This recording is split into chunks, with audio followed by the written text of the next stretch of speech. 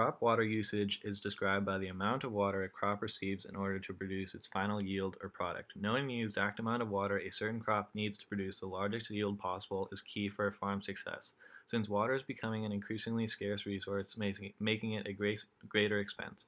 With this in mind, farms not only want to know how much water produces the highest yield, but what the least amount of water is needed for a crop to produce sufficient yield for demand. Agriculture is the largest water consuming sector, and water shortage is a principal limiting factor for crop production, expressing the importance for this problem. As the agricultural sector continues to utilize the largest portion of our water resources, this new method of reducing irrigation while still producing sufficient yield should be more widely adopted.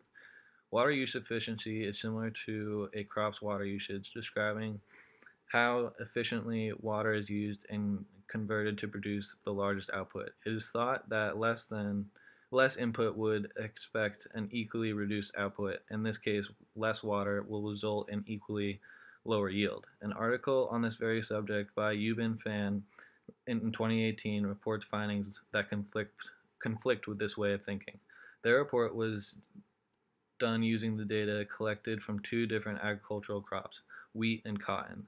With respects to wheat, they found water use for wheat can be reduced by 30.4%, with a gain yield decrease of 14.8%, illustrating that a crop such as wheat is able to receive over 30% less water than it is typically thought to need, and only have a little over 14% reduction in yield.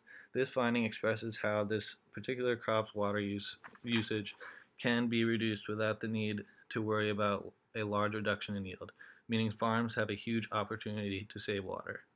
Water is an essential source for any farm that needs to begin or continue production, and with water prices on the rise, farms now have to look for new ways to efficiently utilize their water to avoid increasing expenses.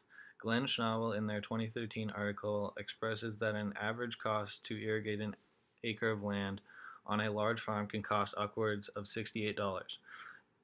As a farmer's main focus is to decrease his inputs, in this case water, and maximize his yield, this method of less water leads to higher yield should be considered as it is much more economical. Not only will farms save money on irrigation needs, its environmental footprint will be greatly diminished, allowing for more farms access to water and less fresh water extracted from the environment. If costs for the farm decrease, they will have freed up capital that can be put towards any number of items such as better equipment and land, which will continue to expand the farming operation and the ability to increase profit at the current output. Irrigating crops at the proper water use efficiency is becoming increasingly important, and now that the results show water savings is achievable without considerably affecting economical results, farms should adopt this new method.